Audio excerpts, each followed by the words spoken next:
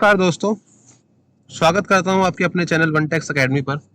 आज का हमारा जो टॉपिक है वो है जीएसटीआर वन। जीएसटीआर वन होता क्या है और जीएसटीआर वन फाइल कैसे होता है।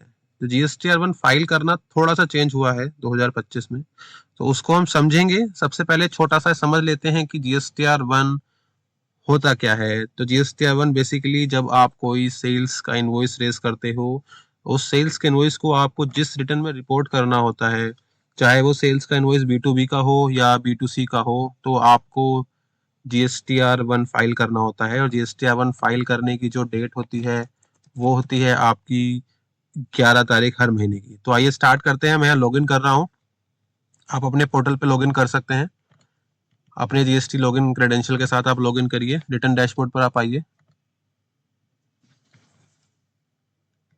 आप रिटर्न डैशबोर्ड पर आने के बाद आपको सेलेक्ट करना है कि आप किस महीने की रिटर्न फाइल करना चाहते हो जीएसटीआर वन। तो हम यहाँ सेलेक्ट कर लेते हैं नवंबर। जब यहाँ पर मैंने सेलेक्ट कर लिया है 2025-26 में Q3, यहाँ पर नवंबर, आप क्वार्टर भी चेंज कर सकते हो, रेस्पेक्टिव मंथ आप सेलेक्ट कर सकते हो।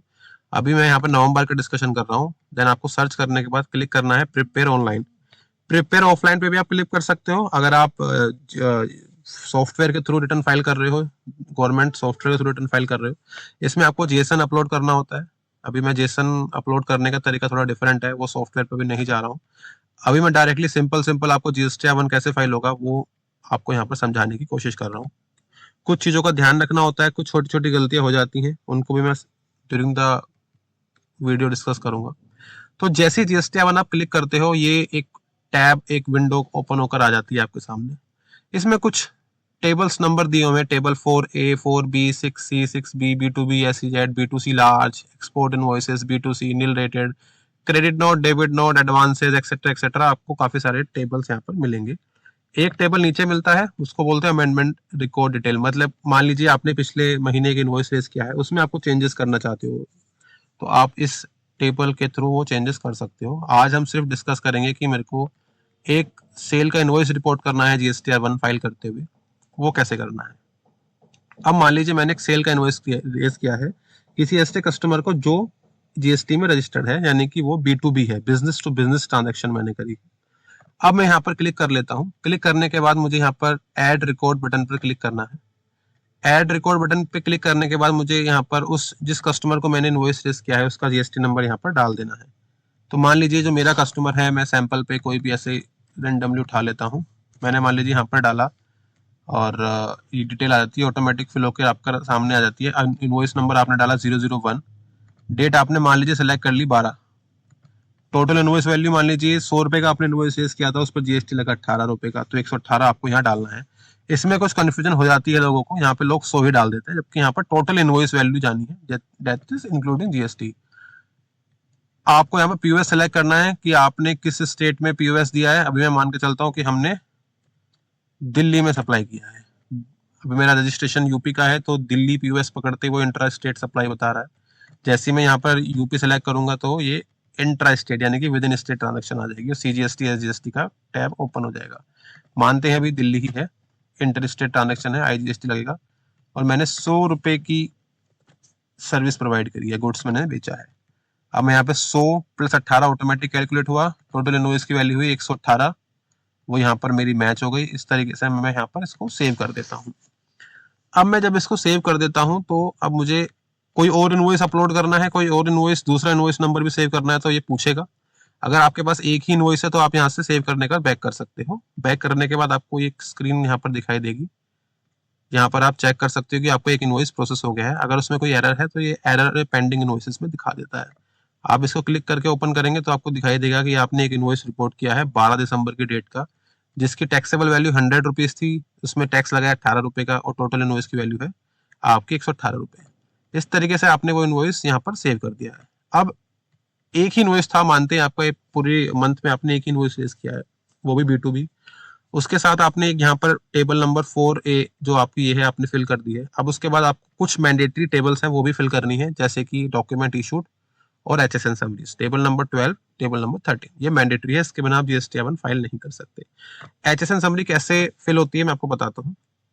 आपको एक चीज का ध्यान रखना है, जब एचएसएन समरी आप फिल कर रहे हो तो एचएसएन समरी की जो वैल्यू है आपकी जो इनवॉइस वैल्यू भी मैंने पीछे सबमिट करी है उससे मैच करनी चाहिए। अगर उससे मैच नहीं है तो कहीं कुछ गलती हुई है।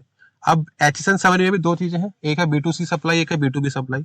हमने जो रिपोर्ट किया है वो B2B सप्लाई में रिपोर्ट किया है, तो मैं B2B सप्लाई में ही एचएसएन भरूंगा। मान लीजिए कोई आपका बिजनेस टू कस्टमर यानी कि अनरजिस्टर्ड बंदे को आपने सेल या सर्विस करी है तो आपको B2C सप्लाई में एचएसएन फिल करना है। अभी मैं B2B सप्लाई पे ही भरने की कोशिश करता हूँ। मान लीजिए मैंने कपड़ा बेचा है 6204 का,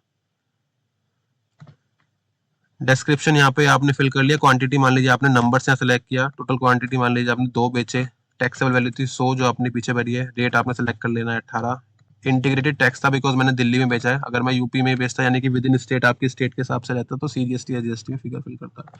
इसको यहाँ पे ऐड कर देना है, ऐड करने के बाद इसको यहाँ पे सेव कर देना है।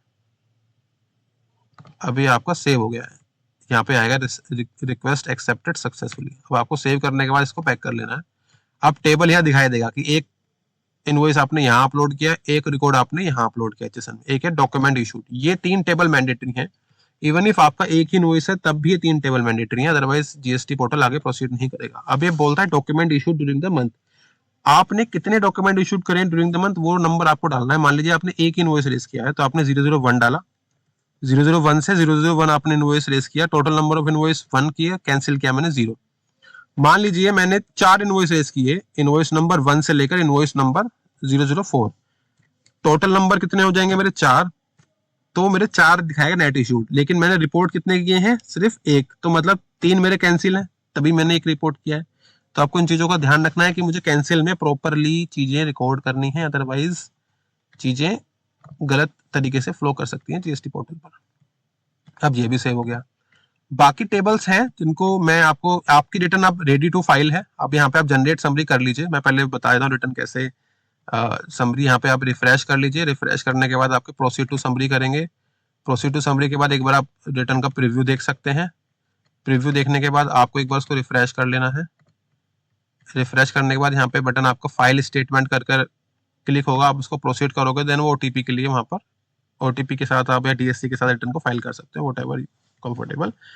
लास्टली मैं आपको बता देता हूँ, मान लीजिए कुछ टेबल्स ऐसी हैं जैसे एक्सपोर्ट इनवॉइसेस को आपको रिपोर्ट करना है, B2C को आपको रिपोर्ट करना है, B2C लार्ज को आपको रिपोर्ट करना है, नील रेटेड एग्जाम सप्लाई आपने रिपोर्ट करना है, तो आपको ये यहाँ पर रिपोर्ट करनी होगी।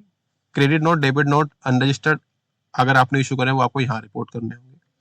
अगर आपको इस वीडियो में कुछ वर्थ लगी हो, कुछ समझ में आया हो या आपको कोई डाउट हो तो आप कमेंट सेक्शन में मुझे बताइए कि किस टेबल के बारे में आप जीएसटी की समझना चाहते हो, तो मैं डिटेल में उसी टेबल पे डिस्कशन करते हुए आपको समझा दूंगा। और वीडियो आपको अच्छी लगी हो और इसी टॉपिक पर, ऐसे टॉपिक पर आप वीडियो चाहते हो तो चैनल को सब्सक्राइब करें।